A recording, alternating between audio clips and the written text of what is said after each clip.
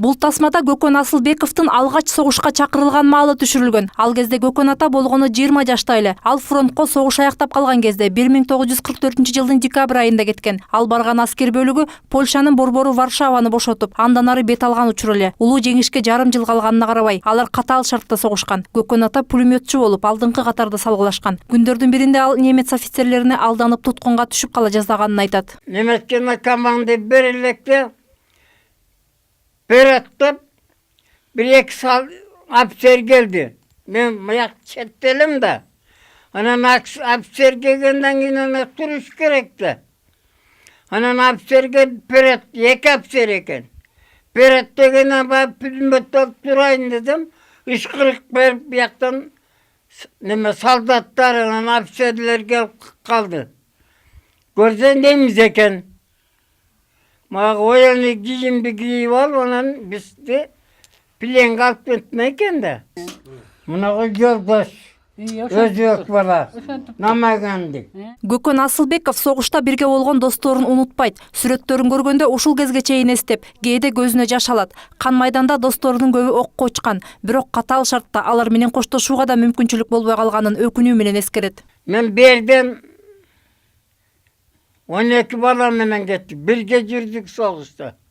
Soğuşa girip baratkanda ok cevap demetkenden janındagı Nurbayb Kocan Kul degen bala jaradar bolup Kökön men gittim dedi. Anan karatkan jok. Karatpayt da. Peret devele Peret dey berdi.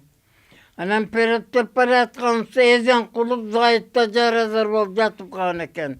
Anı da karatkan jok. Көкөн Асылбеков Георгий Жуковдун армиясында согушкан. Алардын дивизиясы Германиянын Магдебург шаарына чейин барган. Советтер Союзу жеңгенин дал ошол шаарда туруп уккан. Бирок дароо мекенине кайтып келе алган эмес. 6 жыл бою Магдебург шаарын калыбына келтирүүгө катышып, 51-жылы гана айылына келген. Ошондо ал 25 жашта эле. Ата-энелери сүйлөшүп, айылдагы Саадат деген кызга үйлөндүргөн. Жаш кездеги алгачкы жолугушууларын Саадат апанын уят дегенине карабай баяндап отурду. Ал кезде Саадат апа 15 жаштагы кыз эле. Мектепте окуп жүргөн кезде курбулары менен киного киргизген учурлары да болгон. Булар кыздар менен турат катарынан. Киргизбейт. Сауну. Анан буларды киргизет, кинеп өткөн бүткөндөн кийин аңдый устаңдып турасыз. Булар чыккандан кийин мындай карып сүйлөшүп алып неметей. Булар чыкканда эле бу качат. Анан аркадан бу үйүнө барам.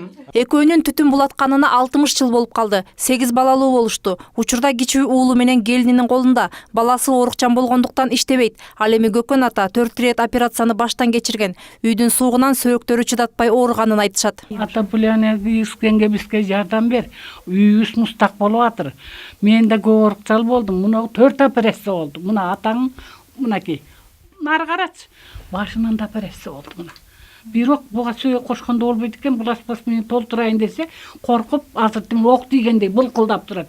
Шембегенге көргүзүп койсоң тим эле митип турат мээ. Сүйөк тигилбейт экен да мынер.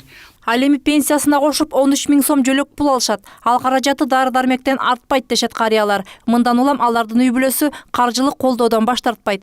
Мээрим Ташыбекова, Асхат Ибраимов, НТС, Талас облусу.